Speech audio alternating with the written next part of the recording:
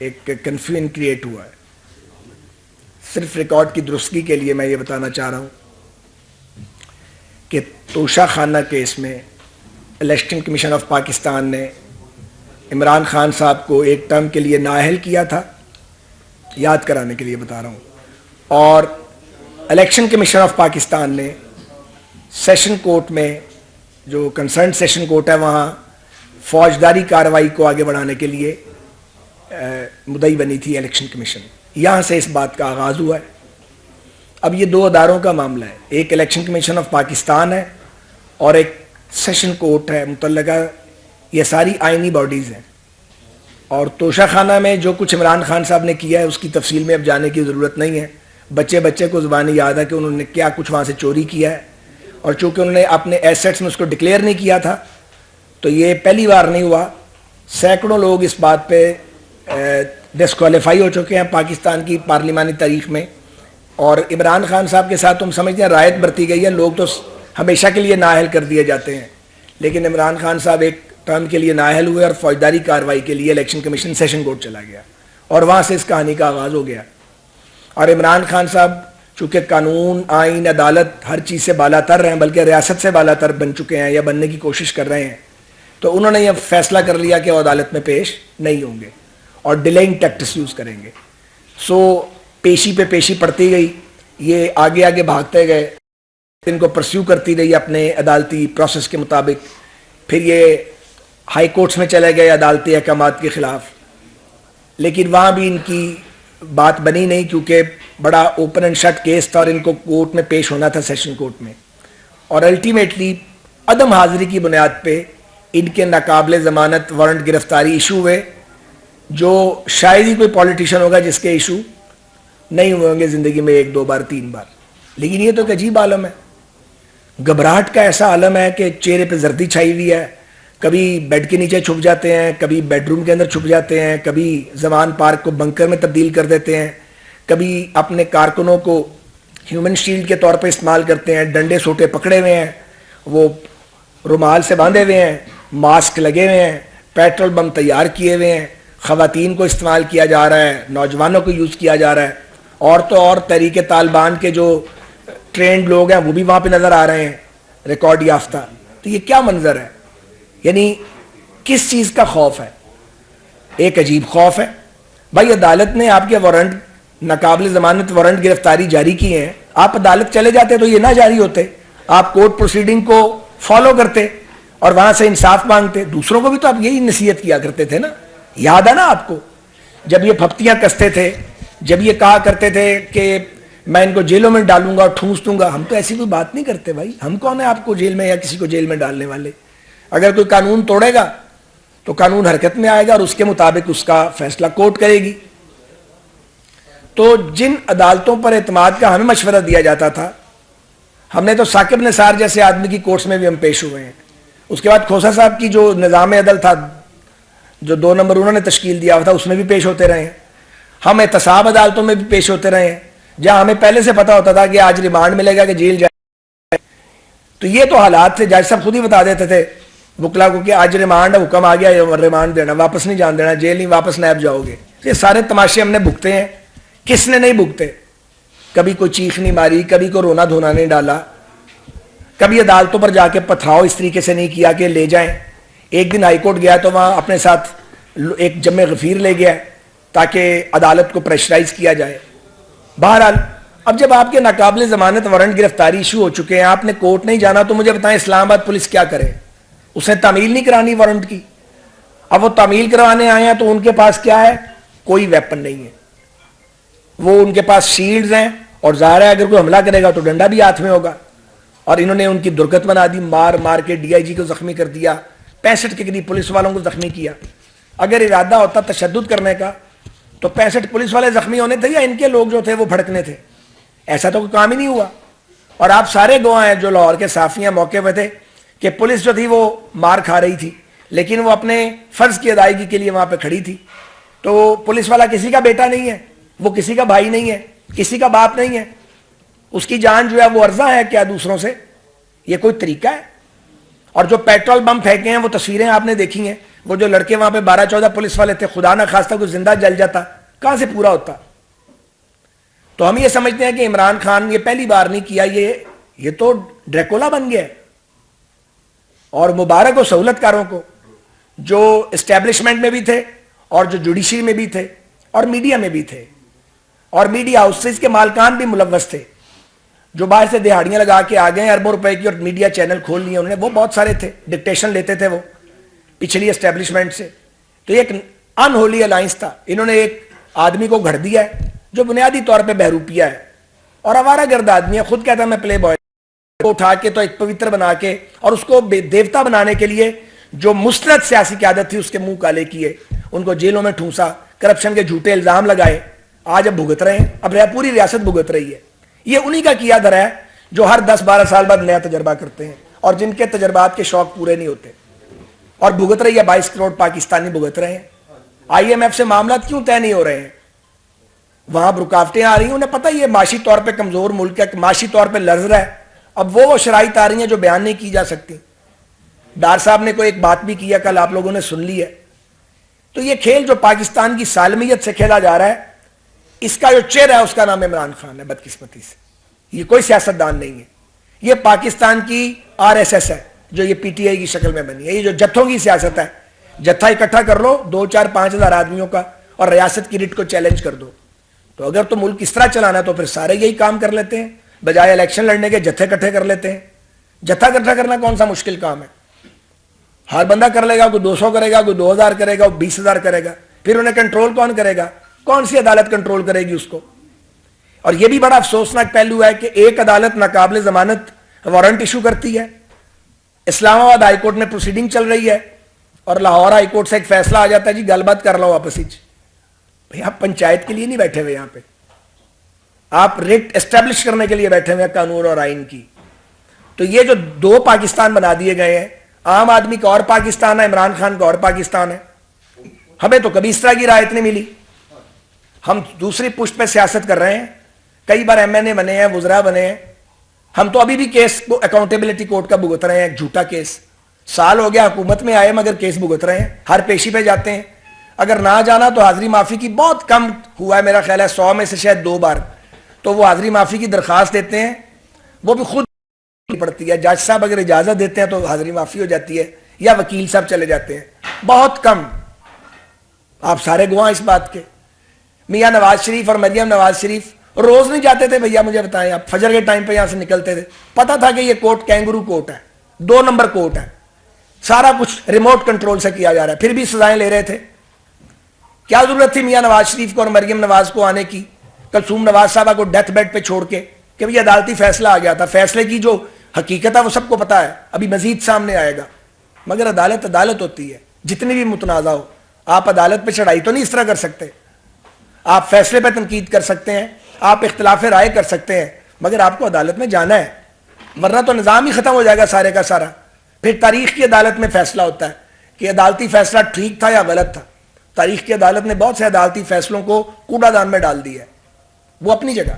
تو یہ عمران خان ہے کیا چیز, اور سمجھتا کیا اپنے آپ کو, کیا ہے, کیا کیا اس نے؟ میں تو خود حیران ہوں. سوائے کھیلنے کے کیا کیا, یا سازش کرنے کے سوائے کوئی جدوجہد کی ہے, کوئی آمریت کو للکارا ہے, کوئی آئینی بالادستی کی لڑائی لڑی ہے, جھوٹ بول بول کے, مغلظات بک بک کے, اور لمبی لمبی چھوڑ کے, اور اپنے سہولت کاروں کی مدد سے اور فورن فنڈنگ کی مدد سے جو اسٹیبلش ہو گئی ہے, ایک کھڑا کر دیا گیا گروہ, اب ریاست بھگت رہی ہے اس کو. تو مجھے یہ گزارش کرنی ہے کہ یہ جو مار پیٹ کی ہے, انہوں نے پولیس والوں کو مارا ہے, تشدد کیا ہے, جہاں میں فیڈرل گورنمنٹ کا نمائندہ ہوں, فیڈرل گورنمنٹ اس کا نوٹس لے گی. اور جنہوں نے یہ مار پیٹ کی ہے, جو فیڈرل گورنمنٹ کی ڈومین ہے, اس میں قانون جو ہے اس پہ عمل درآمد ہوگا, اور جو شخص پاٹ ہوا اس کام میں وہ قانون اس کے خلاف حرکت میں آئے گا. ایک میں مجھے عثمان بول لینے بیٹا. جہاں تک پنجاب حکومت کا تعلق ہے, وہ ان کا کام ہے, وہ کیئر ٹیکر گورنمنٹ ہے, وہ بہتر جانتے ہیں انہوں نے کیا کرنا ہے. اور دوسری بات, عمران خان صاحب آپ کو عدالت تو جانا ہی پڑے گا. آپ سرگے بل بھی کھڑے ہو جائیں تو آپ کو عدالت لے کے جایا جائے گا, جو مرضی کریں آپ, کورٹ کے اندر تو آپ کو پیش ہونا ہے. یہ حکومت کی ذمہ داری ہے. آگے کورٹ کا کام ہے, کورٹ آپ کو رکھتی ہے, پکڑتی ہے, چھوڑتی ہے, اگلی ڈیٹ دیتی ہے, اس سے ہمارا لینا دینا نہیں ہے. وہاں وکیل ہوگا الیکشن کمیشن کا, وہ جانے تو عدالت جانے, لیکن آپ کو پروڈیوس کرنا ہے, پروڈیوس آپ کو کرنا ہی کرنا ہے. بہتر یہ ہے کہ آپ اچھے طریقے سے پروڈیوس ہو جائیں. سیاسی قیادتیں جو ہوتی ہیں وہ اس طرح کے اوچھے ہتھ کنڈے نہیں استعمال کرتی, اور یہ نہیں کرتی کہ وہ بنکر بنا لیتی ہیں, مورچے بنا لیتی ہیں اور نو گو ایریا بنا دیتی ہیں. یہ سیاسی لوگوں کا کام نہیں ہے, یہ جتھا برداروں کا کام ہے. تو عمران خان فیصلہ کر لے اس نے جتھا بردار بننا ہے یا سیاسی جماعت بنانی ہے. ایک طرف لگو, دو طرف نہیں لگ سکتے. تو میں یہ گزارش کرنا چاہ رہا ہوں کہ, اور اسی طرح یہ جو فیصلے آتے رہے ہیں کہ جی یہ بڑے نامناسب فیصلے تھے, ہم ان فیصلوں کو بالکل ہم ان پہ تنقید کرتے رہیں گے. یہ ہمارا کانسٹیٹیوشنل فنڈامنٹل ڈیموکریٹک رائٹ ہے.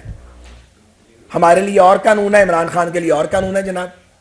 تاریخ, اچھا آپ کل آ جائیں, اچھا کل نہیں آ سکتے, پرسوں تشریف لے آئیں, پرسوں پھر 2 دن بعد آ جائیں, اچھا نہیں آ سکتے چلے اور دیتے ہیں تاریخ.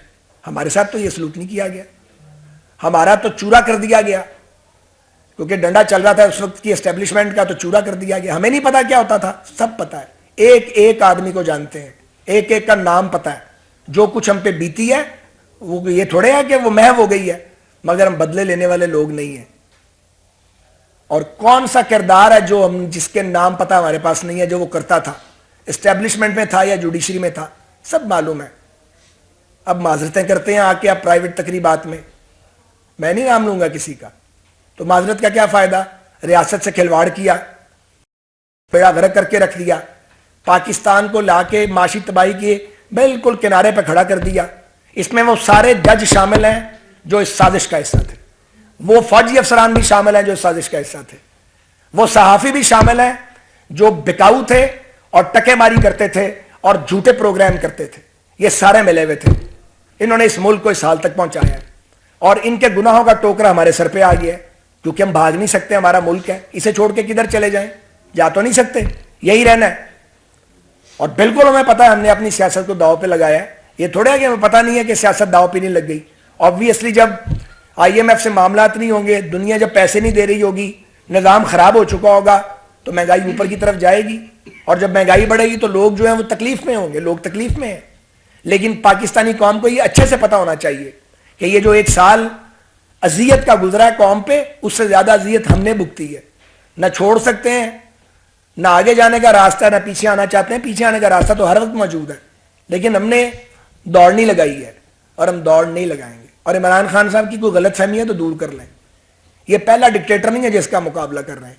اس سے پہلے ہمارے بڑوں نے اور ہم نے بہت سے ڈکٹیٹر دیکھے ہیں, فوجی ڈکٹیٹر بھی اور سول ڈکٹیٹر بھی. یہ بدترین ڈکٹیٹر ہے جس کا نام عمران خان ہے.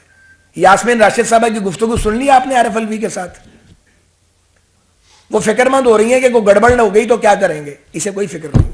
پھر انہوں نے اسد عمر کا ذکر کیا کہ وہ بھی بھائی بیٹھا ہوا ہے, تو سنتا تو ہے نہیں ہے کسی کی نہیں سنتا. عامر مطلق ہے, اپنی پارٹی میں بھی کسی کی نہیں سنتا. اور آپ نے وہ ڈنڈا بردار دیکھے, اچھے خاصے گھرانوں کے لوگ, ایک پیر گھرانے کا نوجوان وہ آرٹیکل لکھتا ہے, یہ وہ بھی ڈنڈا لے کے کھڑا ہے. بے شمار لوگوں کو ڈنڈا بردار بنا دیا ہے, اور کہہ رہے ہیں اعجاز شاہ صاحب بزرگ آدمی ہیں, ہارٹ کے پیشنٹ ہیں, سیاسی اختلاف اپنی جگہ, تو وہ بیمار ہوں گے. ان کو فون جا رہا ہے جو ہم نے سنی ہے سوشل میڈیا پہ کہ ٹکٹ لینا تو بندے لے کے آؤ, کہ جنت کا ٹکٹ ہے, یہ جہنم کا ٹکٹ ہے جو دینا تو چاہ رہے ہو تم. ہم لے کروانا, ملک کی سالمیت سے کھیلنا, یہ جنت کا ٹکٹ نہیں ہے بھائی, یہ جہنم کا ٹکٹ ہے.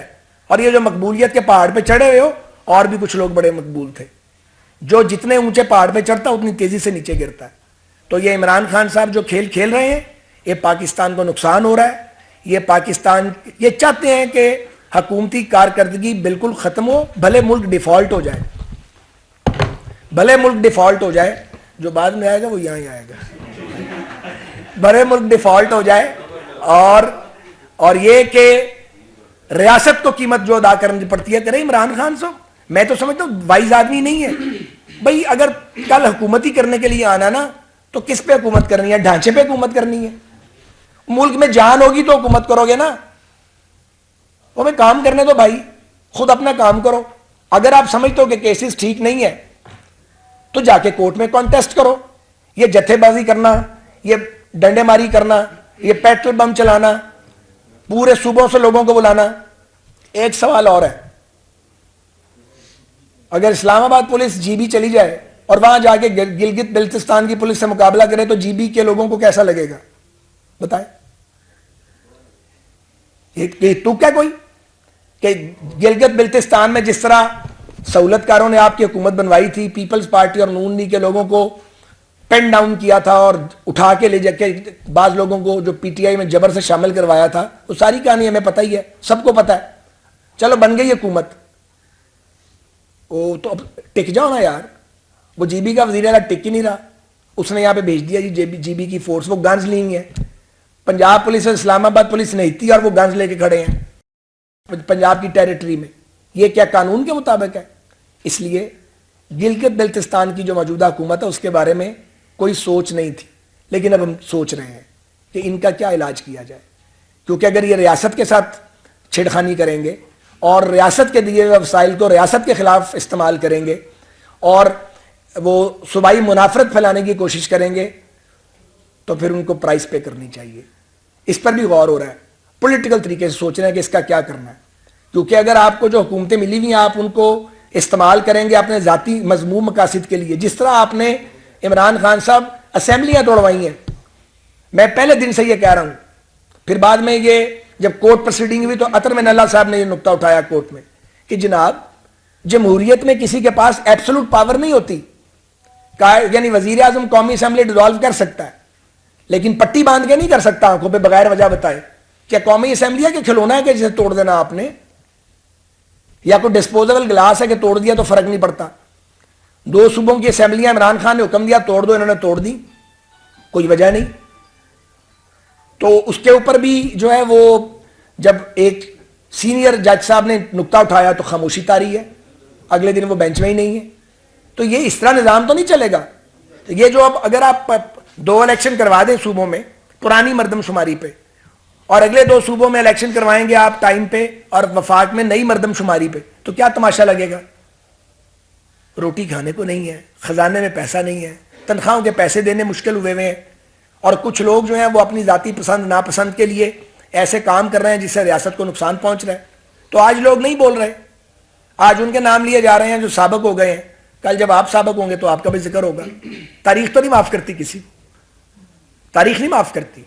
اور آج کے ٹہرے میں وہ لوگ بھی کھڑے ہیں جو عمران خان کو لائے تھے، عمران گیا، یہ ہونا ہی ہونا تھا.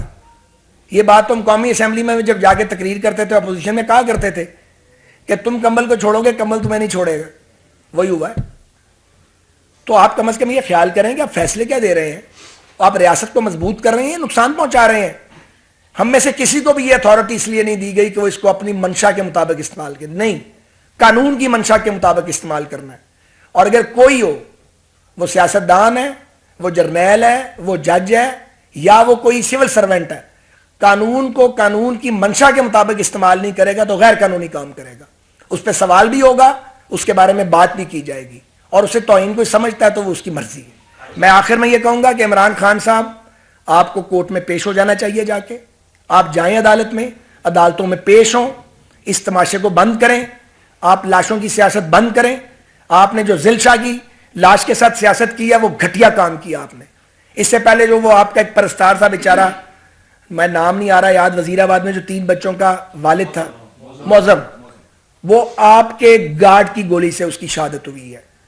آپ ملتان میں تقریر کر رہے تھے کچھ سال پہلے، آپ کا جلسہ چل رہا تھا، سٹیمپیڈ ہوا تو وہ آپ کے کارکن جو تھے وہ اس سے دم گھٹنے سے ان کی وہ جانیں جا رہی تھیں اور کہا جا رہا تھا کہ اعلان نہیں کرنا، تقریر ہو رہی ہے. دیکھا ہوا نا وہ منظر آپ نے.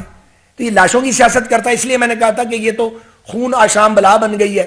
جو اپنے کارکن جو ہیں چاہتا مجھے لاشیں ملیں اور ان لاشوں کی بنیاد پہ میں مظلومیت کا تلک لگا لوں اپنے ماتھے کے اوپر. یہ نہیں ہوگا عمران خان، اس میں تم ناکام رہو گے. جی